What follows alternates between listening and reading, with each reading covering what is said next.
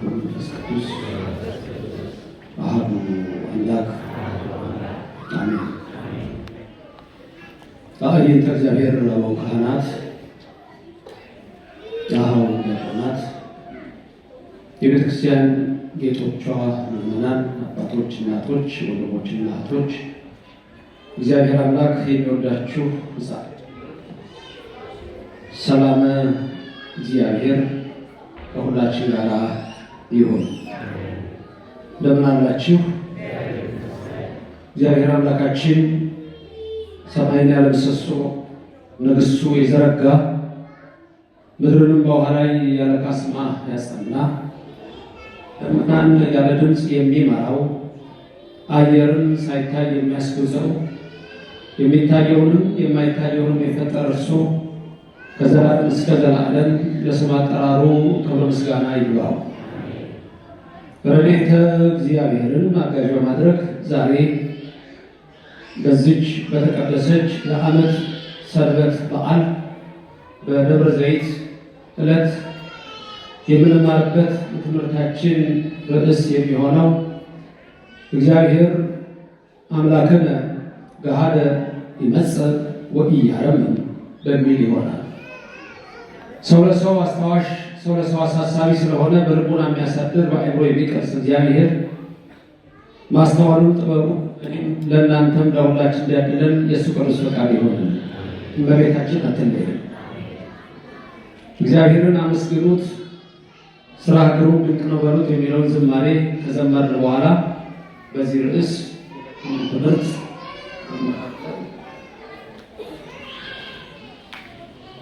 እግዚአብሔርን አመስግኑት፣ ስራ ግሩም ነው በሉት።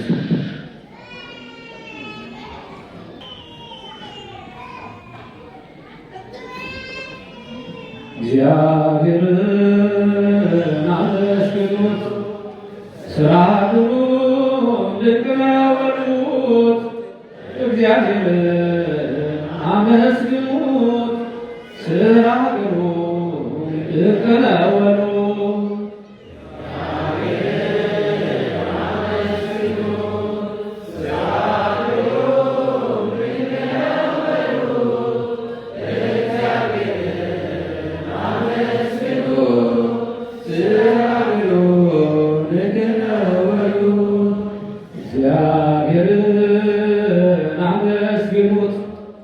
ስራ ግሩም ድንቅ ነው በሉት። እግዚአብሔርን አመስግኑት፣ ስራ ግሩም ድንቅ ነው በሉት።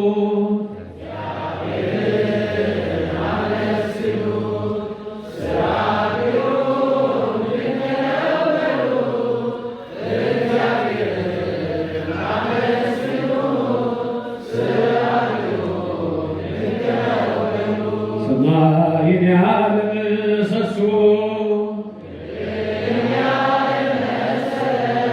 ያጸናው እርሱ ነው። እግዚአብሔርን አመስግኑ፣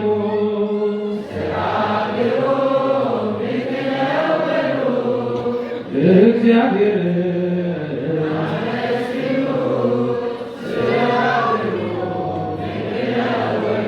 የባህርን ጥልቀት ዳርቻዋን እግዚአብሔርን ስራ ግሩም እግዚአብሔርን አመስግኑ።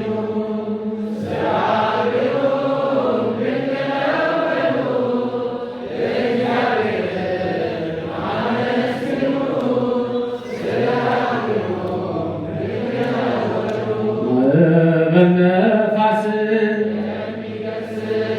ፍጥረቱ ለስሙ ትጉህ እረኛ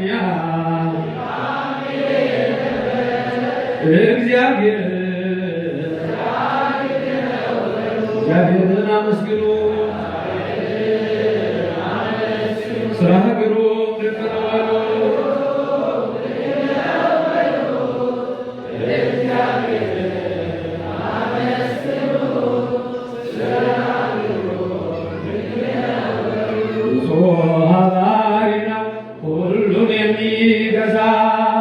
የነገሥታት ንጉሥ አልፋና ኦሜጋ ዘላለም እርሱ የማይለወጥ እግዚአብሔር ሥራ ድንቅ ነው በሉ።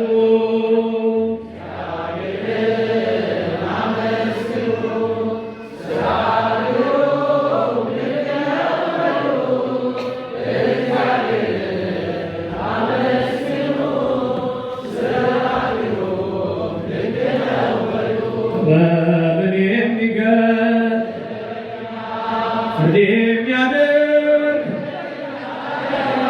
እንደሱ ያለ እግዚአብሔር በምን የሚገርም ፍርድ የሚያደርግ እንደሱ ያለ እግዚአብሔር በምን የሚገርም ፍርድ የሚያደርግ እንደ እርሱ ያለ እግዚአብሔር። እግዚአብሔርን አመስግኑ።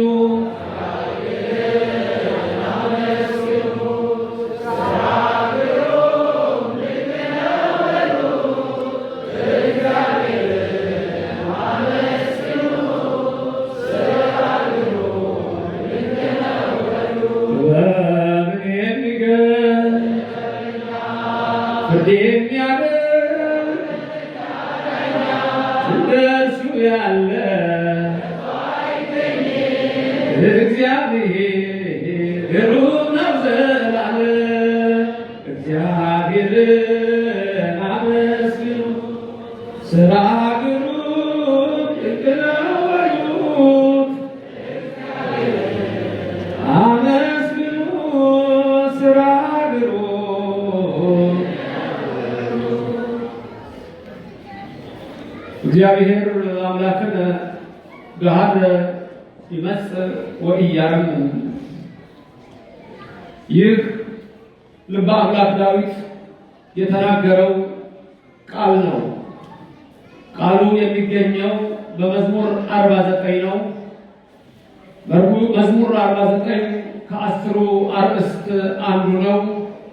ልበ አምላክ ዳዊት ይህንን ሲጀምር አምላከ አማልክት እግዚአብሔር ነበበ ወፀውአ ለምድር፣ የአማልክት አምላክ እግዚአብሔር ተናገረ፣ ምድርን ጠራት።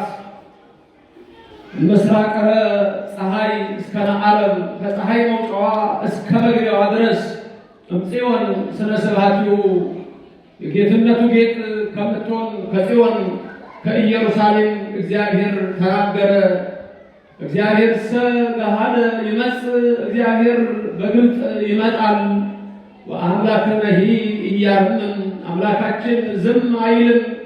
እሳት ይነድድ ቅድሜሁ፣ እሳት እነሆ ከፊቱ ይወጣል ይነዳል። አውሎሂ አውሎ ብዙ ታላቅ የሆነ ጥቅል ነፋስ ከእሱ ጋር አለ። ይፄዋ ለሰማይ ላይሉ፣ እነሆ ከምድር በላይ ያለችውን ፀሐይ እነሆ ሰማይ ይጠራታል።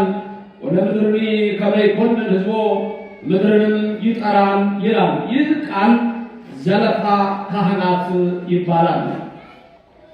ዛሬ ካህናት የሚገሰጹበት ዕለት ነው። ዛሬ ምዕመናን የሚገሰጹበት ዕለት ነው። ይህ ቀን የእግዚአብሔር እንደገና ወደዚህ ዓለም መምጣት የሚነገርበት ነው። አምላከ አማልክት እግዚአብሔር ነበበ፣ የአማልክት አምላክ እግዚአብሔር ተናገረ። እግዚአብሔር ሲናገር የማይፈራ ማን ነው? እግዚአብሔር ሲናገር የማይንቀጠቀጥ ማን ነው? የምድር ነገሥታት ሲናገሩ ይፈራሉ። እግዚአብሔር እንጂ እግዚአብሔርማ እግዚአብሔር እኮ ሰማይን ያለ ምሰሶ የዘረጋው ምድርን ያለ መሠረት ያጸናው እሱ ታላቅ አምላክ የአማልክት አምላክ እግዚአብሔር ነበበ። የአማልክት አምላክ እግዚአብሔር ተናገረ። አንድም የነቢያት አምላክ እግዚአብሔር ተናገረ። የሐዋርያት አምላክ እግዚአብሔር ተናገረ። አማልክት አላቸው ቅዱሳንን፣ አማልክት አላቸው ነቢያትን፣ አማልክት አላቸው ሐዋርያትን፣ አማልክት አላቸው ካህናትን። አንድም የአምላክ አማልክት እግዚአብሔር ነበበ። የአማልክት አምላክ እግዚአብሔር ተናገረ። የአማልክት አምላክ አለ። አማልክት ነን የሚሉ እነ ናቡከደነፆር፣ አማልክት ነን የሚሉ እነ ፈርዖን፣ አማልክት ነን የሚሉ የአሞን ነካቦችን ሁሉ ቀጥቅጦ የሚገዛ እግዚአብሔር ተናገረ። የማይሰማ ማን ነው ይላል። የምንሰማበትን ጆሮ ለሁላችን ይስጠን። ተናገረ? የአማልክት አምላክ እግዚአብሔር ተናገረ። ምን ተናገረ? ከፀሐይ መውጫ እስከ መግቢያዋ ድረስ እግዚአብሔር ተናገረ። ምን አለ? ካህናቱን ጥሩልኝ እወቅሳለሁ አለ። ካህናቱን አምጡ አለ፣ እዘልፋለሁ አለ። ጳጳሱም፣ ካህኑም፣ ቄሱም፣ መነኩሴውም፣ ዲያቆኑም እንዲሁም ሰማይ የተባሉ ካህናት፣ ምድር የተባሉ ምዕመናን የሚወቀሱበት ዕለት ይሄ ደብረ ዘይት ዕለት ነው። እግዚአብሔር ሰጋደ ይመጽእ፣ እግዚአብሔር ግልጽ ሆኖ ይመጣል አለ። አንድ እግዚአብሔር ግልጽ ሆኖ ይመጣል፣ በሥጋ ማርያም ይመጣል። በሥጋ ማርያም ይመጣል ማለት ምን ማለት ነው? ይሄ የተደረገ ነው፣ ሥጋዌው ነው። እግዚአብሔር ግልጽ ሆኖ ይመጣል፣ ከሰማይ ይወርዳል። እግዚአብሔር ከቅድስተ ቅዱሳን ከድንግል ማርያም ይወለዳል፣ ይታያል በግልጽ። ብዙ ነቢያት ሊያዩ ወደዱ፣ አላዩም። ብዙ ጻድቃን ሊሰሙ ወደዱ፣ ፈተው ይራዩ ወይርዩ። ሊሰሙ ወደዱ፣ አልሰሙም። እናንተ ግን አያችሁ ይላል። ግልጽ ሆኖ ይመጣል እግዚአብሔር። ታየ የአማልክት አምላክ። የአማልክት አምላክ የተባለው ኢየሱስ ነው። የሚመጣው ኢየሱስ ነው። ከድንግል ማርያም የሚወለደው እሱ ከሦስቱ አካል አንዱ ሁለተኛው ወልድ ነው። ወልድ ከሰማየ ሰማያት ወርዶ መልአኩን ገብርኤል አስቀድሞ ከላከ በኋላ ሉቃስ 1:26 ላይ ገብርኤል መልአክን ላከው ይላል። አባ ሕርያቆስ ምን አለ? እግዚአብሔር ከሰማይ ሆኖ አሸተተ። ሊያሸት አንዲት ድንግል አገኘ። አገሩ ናዝሬት ነው። አገሩ ገሊላ ነው። አንዲት ድንግል አለ።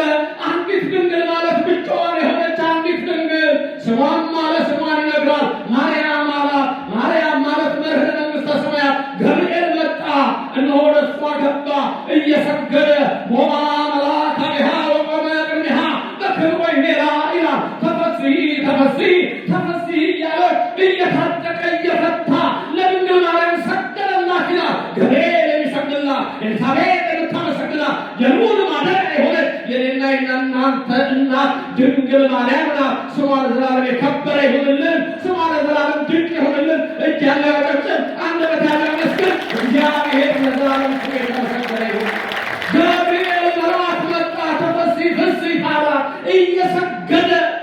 ያኔ ኩነኒ በከመ ትቤለኒ ስትለው በድንግል ማርያም ማኅፀን ወልድ ለኩነተ ሥጋ ተሰጠ። በሥጋ ማርያም ይመጣል አለ ዳዊት አስቀድሞ። ማነው የሚመጣው አለ? አምላከ አማልክት ነው አለ። እግዚአብሔር ሰጋደ ይመጽእ። ማነው አለ በግልጽ የሚመጣው? እግዚአብሔር የማይታየው ታየ፣ የማይዳሰሰው ተዳሰሰ። የረቂቅ አምላክ ገዝፎ በሥጋ ታየ። ያ የማናየው አምላክ መጣ ታየ። እርሱ በዚህ ምድር ተመላለሰ። ወአምላክ ነህ እያለ ዝም አይልም። እንዲህ ይላል፣ አሌ ለክሙ ጸሐፍት ወፈሪሳውያን ይላል። ዝም የሚል አይደለም ኢየሱስ። ወየው ይላል ጸሐፍት ፈሪሳውያን፣ ወየው ይላል እናንተ ኃጢአተኞች፣ ወየው ይላል እናንተ በደለኞች። ምን ሲል ነው? ንስሐ ካልገባችሁ ትጠፋላችሁ ሲል ነው። እግዚአብሔር ሰጋደ ይመጽእ ከሚድኑት ይደምረን ሁላችንም። እግዚአብሔር ሰጋደ ይመጽእ። የአሁኑ ለየት ያለ ነው። የአሁኑ የሚያስፈራ ነው። የአሁኑ የሚያስደነግጥ ነው። የሰው ልጆች በፊት የሚቆሙበት ሰዓት ነው። የሕይወት መጽሐፍ የሚገለጥበት ነው። የሰው ልጆች የሰሩት ሁሉ የሚታይበት ነው። እግዚአብሔር ሰጋደ ይመጽእ። ያ በሥጋ ማርያም የመጣው ያን ሥጋን የተዋሃደው እግዚአብሔር ሰጋደ ይመጽእ። በክብረ ትስብእት ይመጣል አለ። ምልክቱ ይታያል አለ። ማቴዎስ ሲጽፍ እንዲህ አለ፣ እግዚአብሔር ይመጣል፣ እልፍ አእላፋት ከወልድ ቅዱሳን ጋር ይመጣል አለ። የአዳም ሰራተኛ የሆነ ሄኖክ አስቀድሞ ትንቢት ተናገረ። እግዚአብሔር ከቅዱሳን ጋር ይመጣል አለ። ኃጢአተኞችን ይፈርድባቸዋል አለ። ወደ ዘላለም እሳት ይጥላቸዋል አለ። ትሉ ወደማይንቀላፋ፣ መከራ ወደማይገፋ፣ እሳት ወደማይጠፋ ያ የኃጢአት ትውልድ፣ የዝሙት ትውልድ፣ የሰዶም ትውልድ፣ የገሞራ ትውልድ፣ የአዳማ ትውልድ፣ የጊብዓ ትውልድ ርኩሰትን የያዘ በርኩሰት ያለ የጣዖት አምላኪ፣ ለኮረብታ የሰገደ፣ ለተራራ የተንበረከከ፣ ለዛፍ የሰገደ፣ ወንዞች ዳር ሳር ይዞ የሰገደ ያንን ሁሉ ለዘላለም የሚያጠፋ አውሎ ነፋስ ጥቅምት ከሱ ጋር አለ ይላል። ከሚድኑት ይደምረን እግዚአብሔር ሰጋደ ይመጽእ አምላከ እያለ አሁን ዝም አይልም። የሚመጣው በክብረ ትስብእት ይመጣል አለ። ዘካርያስ ስላመጣጡ ሲናገር የዘካርያስ ትንቢት ምዕራፍ 1 ቁጥር 9 እና የሐዋርያት ሥራ ምዕራፍ 1 ቁጥር 9 ሁለቱ በተነጻጻሪ ይታያሉ። ዘካርያስ እንዲህ አለ፣ እግዚአብሔር ይመጣል፣ የሚመጣውን ከቅዱሳኑ ጋር ነው። ይህም በዘካርያስ ምዕራፍ 14 ቁጥር 4 እና ቁጥር 5 የተጻፈ ነው። ያ በሥጋ ማርያም የመጣው ኢየሱስ ወደ ሰማይ በሚያርግበት ጊዜ በደብረ ዘይት ተራራ ደቀ መዛሙርቱ በዛ ቆመው የገሊላ ሰዎች ተክዘው ወደ ሰማይ እያረገ ሲወጣ የዛን ጊዜ ሁለት ነጫጭ ልብስ የለበሱ መላእክት መጥተው እንደ ትንሣኤው እንደገና መልአኩ ምን አላቸው? እናንተ የገሊላ ሰዎች ሆይ ስለምን ተክዛችኋል? ይህ ወደ ሰማይ እንዲህ ሲወጣ አያችሁት፣ እንዲሁ ተመልሶ ይመጣል አላቸው። በሥጋ ሲያርግ እንዳያችሁት በሥጋ ይመጣል። ከደብረ ዘይት ተራራ እንደተነሳ በደብረ ዘይት ተራራ ይወጣል አለ። የዛን ጊዜ ቅዱሳኑ ሰብስቡለት፣ ግን አውሎ ነፋስ አለ፣ ግን እሳት ነድቅን ይኸው በፊቱ እሳት አለ ይላል። ከአውሎ ነፋሱ ከእሳቱ ይሰውረን። እሳት ሕይወት ነው፣ ነፋስም ሕይወት ነው፣ አየር ሕይወት ነው። ግን ለሚወዱት ሕይወት ይሆናል። እሳት ኃያል ነው፣ አውሎ ነፋስ ኃያል ነው። የማያምኑ ሰዎች እየጠቀለለ ወደ ጥልቁ ለዘላለም ያወርዳል። እግዚአብሔር በቀኙ ከሚቆሙት ቅዱሳን ይጀምራል።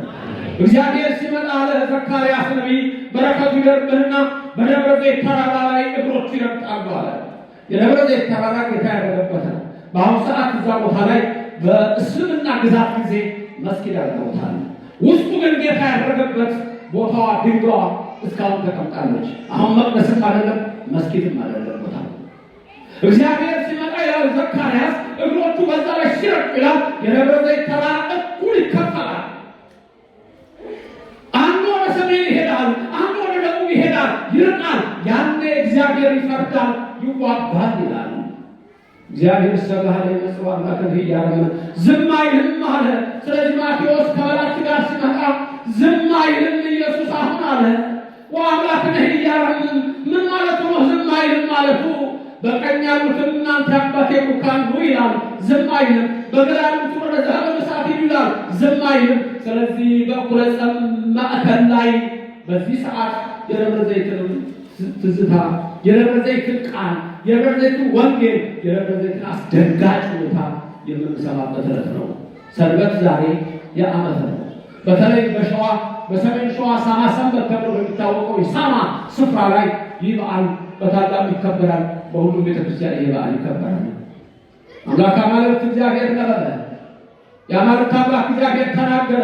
ምን ብሎ ተናገረ? እግዚአብሔር ሰላም ላይ እግዚአብሔር ብልጦ ይመጣል። ወአምላክን እያለ ምንድነው ዝም የማይለው? ያኔ ዝም አለ። ከሥጋ ማርያም ምነው በሥጋ ማርያም ተገልጦ ዝም አለ። በቀራንዮ አደባባይ ዝም አለ። መስቀሉን ተሸክሞ ዝም አለ። ሲተፉበት ዝም አለ። ሲያሸክሙት ዝም አለ። ሲገርፉት ዝም አለ። ሲሸነክሩት ዝም አለ። ተቀመው ለሰዓት ሐሞትና ከርቤ ሲሰጡት ዝም አለ። ዛሬ ዝም አይልም። በክብረት ስም ሲመጣ በቀኝ ያሉት እናንተ አባቴ ቡሩካን፣ በግራ ያሉት እናንተ ርጉማን ከኔ ወግዱ የሚልበት አስደንጋጭ ቀን የሚታሰብበት ነው። ዛሬ የጌታ ምጽአቱ የሚነገርበት ነው። የሚመጣው ኢየሱስ ብቻ ነው። ዳግም የሚመጣ የኔና እናንተ አምላክ የድንግል ልጅ አብ ኢየሱስ ብቻ ነው። ምድራችን ብዙ አማልክት ነው የሚሉ ነበሩ። እሱ ግን አማልክት አምላክ ነው። እነዛ ሁሉ ሞተዋል፣ አልተነሱም። ዞሮአስተር ሞቷል፣ አልተነሳም፣ ዳግም አይመጣም። ሽቶ ሞቷል፣ አልተነሳም፣ ዳግም አይመጣም። ቡዳ ሞቷል፣ አልተነሳም፣ ዳግም አይመጣም። መሐመድ ሞቷል፣ አልተነሳም፣ ዳግም አይመጣም። ተራሶች ሞተዋል፣ ዳግም አይመጡም። መለኮት ዓለም ታላላቅ ነቢዩ ሞተዋል፣ ዳግም አይመጡም። የኔና የእናንተ አምላክ የክብር አምላክ የአማልክት አምላክ እግዚአብሔር ሰማይን የዘረጋው ምድርን የመሰረተው የሚታየው የማይታየው ያደረገ ሁለቱን ዓሣ እንጀራ ማበርከት የሚችል 5000 የሚመግብ ዕውሩን የሚያበራ ለምጻሙን የሚያነቃ ጎባጣውን የሚያቀና ሙታን አልዓዛርን ተነስ የሚለው የዕለት ሬሳ ሁለተኛ ዮሴፍ የአራት ቀን ሬሳ አልዓዛርን ከመቃብር ያወጣ የኔና የእናንተ አምላክ ያኔ ዝም ያለው በቀራንዮ የተሰቀለው ሕማማትን 13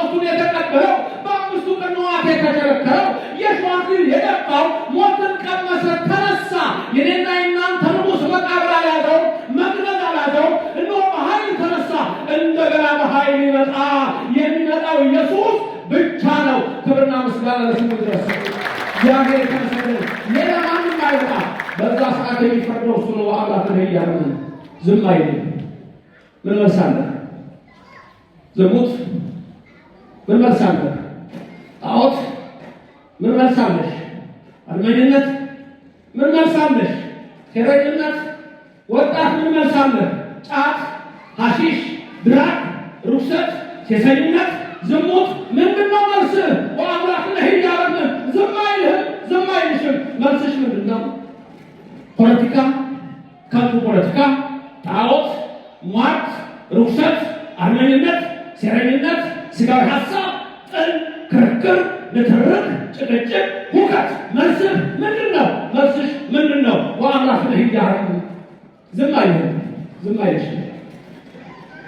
ምን ይዘህ ተዘጋጅተሃል? ምን ይዘህ ቀርበሃል? ምን ይዤ ወደ አምላክ ልሂድ አለ ያንቢ።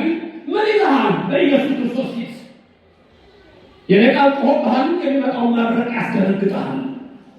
የኔ ቃል ኃይል ሆነብሽ፣ የሚመጣው ኃይል እንዳያቃጥልሽ ዛሬ በንስሐ ሕይወት ተመላለሽ። በንስሐ ሕይወት የሚመላለሱበት ሕይወት ነው ይሄ።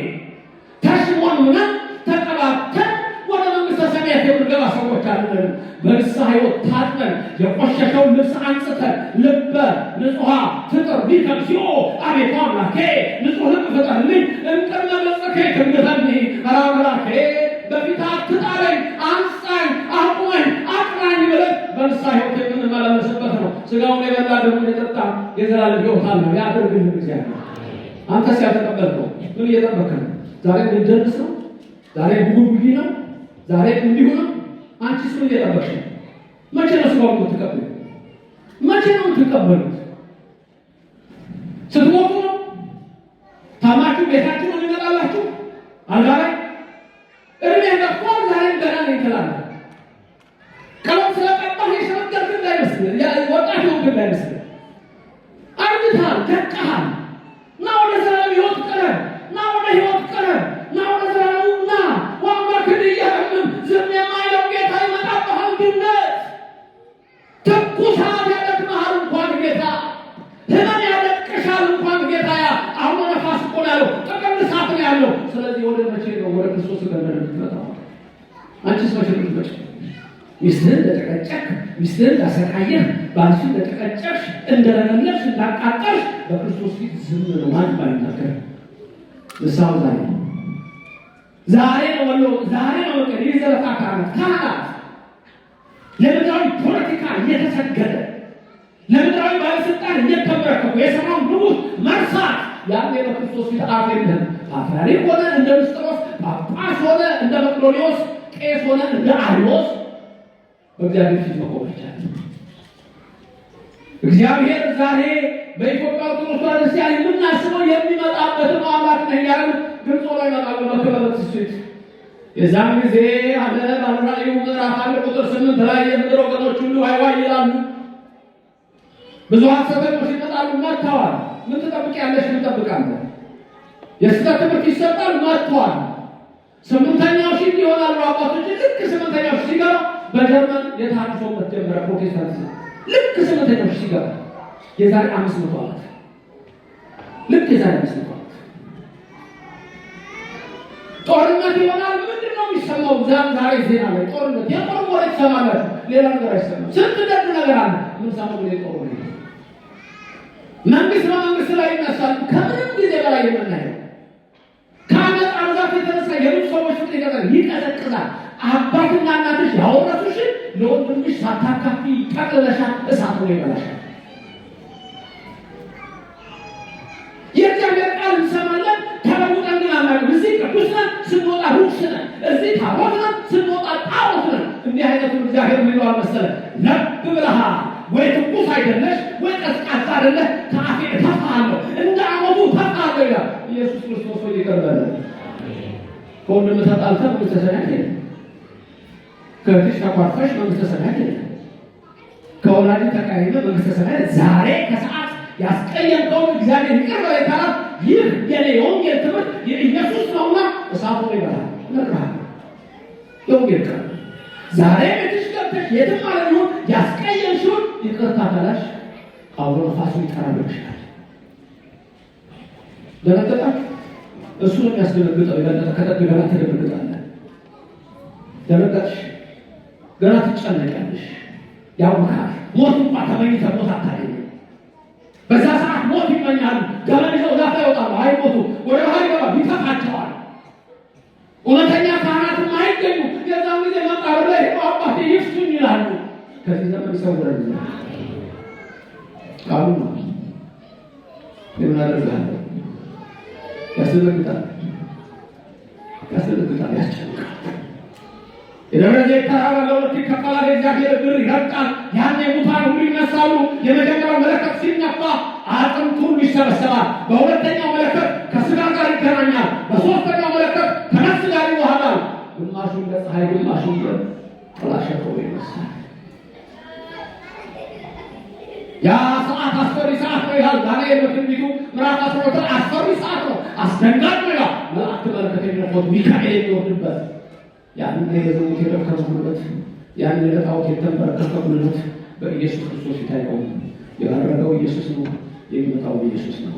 አምላክ ማለት እግዚአብሔር ነበረ ወሰዋአ ለምድር፣ ምድርን ጠራት፣ ሰማይን ጠራ፣ ካህናትን ወቀሰ፣ ምእመናንን ወቀሰ። ትርጓሜው ቀጥታ ይህ መዝሙር 49 ርዕሱ ዘለፋ ካህናት ይባላል። ካህናት ዛሬ የበጎቻቸው ምስጢር የማይጠብቁ ካህናት ዛሬ የእግዚአብሔር ትእዛዝ የማይጠብቁ ከሰማዩ ንጉሥ ይልቅ የምድር ነገሥታት በመፍራት የሚኖሩ ንስሐ በገንዘብ የሚሰጥ ካህን፣ አለቃ፣ ቄስ፣ ዲያቆን ለመሆን በኢትዮጵያ ምድር በጉቦ ክህነት የሚቀበል ካህን መንፈስ ቅዱስ በሱ ላይ አይሰራም። ዘለፋ ካህናት ነው። ለበጎቹ የማይራራ ለነፍሳት የማይራራ ያ በእግዚአብሔር ዘንድ ቦታ የለም። ነፍስ አባት መሆን እንዴት ስቃይ ነው! ከገባው ካህን መሆን እንዴት ፈተና፣ እንዴት ስቃይ ነው! ቄስ መሆን፣ ጳጳስ መሆን፣ መነኩሴ መሆን እንዴት ከባድ ፈተና! አለመግባት ይሻላል። ከገቡ ደግሞ እርፍ ይዞ ለኋላ ማረስ የለም መያዝ ነው። ዛሬ የኢትዮጵያ ምዕመናን እረኛ ያጡ ናቸው። ይመስላል እረኛ ያጡ ናቸው። ያሉ ይመስላል ክብረ በዓሉ ሁሉ የሚደምቀው በታላላቅ ከተሞች ነው። በትንሽ ከተሞች ግን ምዕመናን ተጨንቀዋል። ምዕመናን ይሰቃያሉ። በብዙ መከራ ውስጥ ነው ያሉት። ስለዚህ መዝሙር 49 ዘለፋ ካህናት ይላል። ዛሬ የኢየሱስን መምጣት የምናስብበት አስደንጋጭ ነው። ንስሐ የገቡ ግን ደስ ይላቸዋል። ዘካርያስ በ14:5 ላይ አንድ ነገር ይናገራል። ደስ የሚል ቃል ነው። አምላኬ እግዚአብሔር ይመጣል ይላል። ይህን ቃል ደግሞ ናገሩ። አምላኬ እግዚአብሔር ይመጣል። አያችሁ፣ ማ ይመጣል? አምላኬ። ስለዚህ አምላኬ እግዚአብሔር ይመጣል የሚለው ደስ የሚል ቃል ነው ወገኖች። ደስ ስለሚለው ማ ይመጣል? አምላኬ ማ ይመጣል? አምላኬ እግዚአብሔር ይመጣል። ወደኛ የሚመጣው በንስሐ ሕይወት ከተመላለስን ስጋው ደግሞ ከተቀበል የዛ ጊዜ ንጽሐ ሕይወት ለውጡት እናንተ ናችሁ። ማ ይመጣል? አምላኬ ይመጣል። አምላኬ ሲመጣ ይዞን የሚሄደው ወደ እሱ ነው። በንስሐ ከተዘጋጀው ሰው የሚወቀሰው ኃጢአት ስለሰራ አይደለም፣ ንስሐ ስላልገባ ነው የሚወቀሰው። ንስሐ የገቡትን ልብሳቸውን ያጠቡትን ኑ እናንተ አባቴ ቡርካን ይላል። በአምላክ ላይ እያለ ዝም አይለው ወይ አባቴ ቡርካን ይላል። በግራ ያሉትን ሁሉ ምን ይላል? በቀኙ ከሚቆሙት ይደምራል። የበላነው ስጋ የጠጣነው ደግሞ ለኃጢአት መደምሰሻ ያደርግልናል። የእናቱ ምልጃ በዛ ጊዜ አይተወን አይራቀን። አቤቱ የዛን ጊዜ ዳግም ስትመጣ ከቅዱሳን ሁሉ ጋር ደምረን ንስሐ ገብተን ዘላለማዊነትን ለመውረስ የአምላክ ቅዱስ ፈቃድ ይሁንልን። አምላክ ማለት እግዚአብሔር ነው። ወሰዋ ለምድር እግዚአብሔር ካህናትን ገሰጸ፣ ምእመናንን ዘለፈ። ምስራቅ ፀሐይ እስከ መዓረብ ከፀሐይ መውጫዋ እስከ መግቢያዋ እግዚአብሔር እሱ እነሆ ከኢየሩሳሌም ከቤቱ ከኢየሩሳሌም ማለት ከሰማያዊት ኢየሩሳሌም ይመጣል። ሲመጣ እግዚአብሔር ሰጋዴ መስል ድምጦ ይመጣል። ይሄንን ነው የወጋ ነው ይላሉ። ይሄንን ነው ወይ የሰቀል ነው ይላሉ። የምድር ወገኖች ዋይ ዋይ ይላሉ የሚለው የራእይ 5:8 ቃል ይፈጸማል። እሱ ደግሞ አምላክ ነው ያረጋው። ዝም አይልምና እናንተ አባቴ ቡሩካን ነው ይላል። ወደ መንግስቱ እናወሳለን። እሳት ይነድቅም ነው እሳት አለ፣ ጥቅል ነፋስ ከእሱ ጋር አለ። አውሎ አውሎ ብዙ አውሎ ነፋስ ነው፣ ጥቅል ነፋስ ነው፣ ሁሉን የሚጠርግ ነው። ጊዜው በአለ ሰማይ በላዩ ከላይ ከምድር በላይ ሲል ነው። በላዩ ከእሱ በላይ ሳይሆን ከምድር በላይ ሰማይ እነሆ ይጠራዋል። ወደ ምድር ከመይኮን ብዙ ምድርን ይጠራታል። አንድ ሰማይ ዝናብ ጠል ለምድር እንዲሁም ዘር ለመከር እንዳትሰጥ ይከለክላታል። ምድርንም እንዲሁም የዘሩባት እንዳታበቅል የተከሉባት እንዳታጸድቅ ከኃጢአት ከካህናት ኃጢአት ከሕዝብ ኃጢአት የተነሳ እግዚአብሔር ያደርጋታል። አምላክ ሆይ ተዘከር እግዚኦ ከመ መሬት ነን። መሬት መሆናችንን አስብ፣ አፈር መሆናችንን አስብ።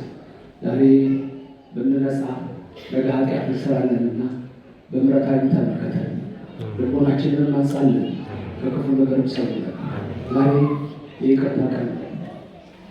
ድንገት የሞቱ ዘመዶቻችሁ አስቀይማችኋቸው የሞቱ ዘመዶቻችሁ ካሉ አንድ ነገር ማድረግ ትችላላችሁ። እዚህ ከሆነ የተቀበሩት መቃብራቸው ጋር ሄዳችሁ ይቅርታ ትጠይቁ። ያስቀየማችኋቸው ዘመዶች ካሉ ዛሬ ሌላ ስራ የለም፣ ሰንበት ያመት ነው። መቃብራቸው ጋር ሄዳችሁ ከምታውቁ ከሆነ መቃብሩ ጋር ሄዳችሁ ይቅርታ ጠይቁ። ካላወቃችሁ በቤታችሁ ማታ አብሮ ዘርሰናት ደግማችሁ ይቅር በለኝ በሉ። እዚህ በአካል በሕይወት ያለ ሰው ያስቀየማችሁት ካለ ይህንን አውቁበት። በርስት በገንዘብ በስራ በተለያየ መንገድ የተቀያየማችሁ ሰዎች ጉዳያችሁ በፍርድ ቤት የተያዘ ጀስቲስ ነው፣ በፍርድ ቤት ያልቃል። በዛም ውስጥ ግን ከእናንተ ልብ ውስጥ ከክርስቲያን ልብ ውስጥ ምንም አይነት ቂምና በቀል ሊኖር አይገባም። ስለዚህ ዛሬ ከሰዓት የእግዚአብሔር ቃል የምትሰሙ የኔ የክርስቶስ ባሪያ የወንጌል ቃል የምትሰሙ ሰዎች ዛሬ ደውላችሁ ይቅርታ ልትባባሉ፣ ወንድም ሴትም ሁሉ ያን እግዚአብሔር በመንግስቱ ያስባል። ዮሐንስ ወልደ ነጎድጓድ በአዳፌ ነፍሱ ላይ ምንድን ያለ ማነው አለ። ዳዊት ጠየቀ፣ በመንግስት የሚኖረው ማነው አለና ጠየቀ። መንፈስ ቅዱስን መለሰ። በአራጣ ገንዘቡን ያላበደረ፣ ቤተሰቦቹን ያላሰደበ፣ እናት አባቱን ያልሰደበ ያላሰደበ እሱ በተራራው ይኖራል። በተራራዊቱ ኢየሩሳሌም የሰማይ መንግስት ማለት ነው። በዛች ለመኖር ተዘጋጁ። የሰው ክብሩ በልብሱ አለ፣ የሰው ክብሩ በገንዘቡ አለ፣ የሰው ክብሩ በሀብቱ አለ፣ የሰው ክብሩ በምትነዳው መኪና አለ፣ የሰው ክብሩ ባለ ዝና አለ። በእግዚአብሔር ዘንድ የልብ ንጽሕና ብቻ ንስሐ የገባ ሰው ያ ነው መንግስቱን የሚወርሰው። እግዚአብሔር ይመጣል። ዝም አይልም። ዝም አትባልምና ዝም አትበል ዛሬ። ዝም አትባይምና ዝም አትበል ዛሬ። በንጹህ ልቦና ነው፣ በይቅርታ ተመላለሽ፣ በእውነተኛይቱ መንገድ ሂድ፣ በመልካሚቱ መንገድ ተራመድ። ያኔ የአባቴ ሩቅ ይልሃል። ያኔ ነይ የሩቅ ይልሻል። አለዛ ግን እሳት አለ፣ ነፋስ አለ፣ ድንጋይ በዛ ሰዓት ከልጅሽ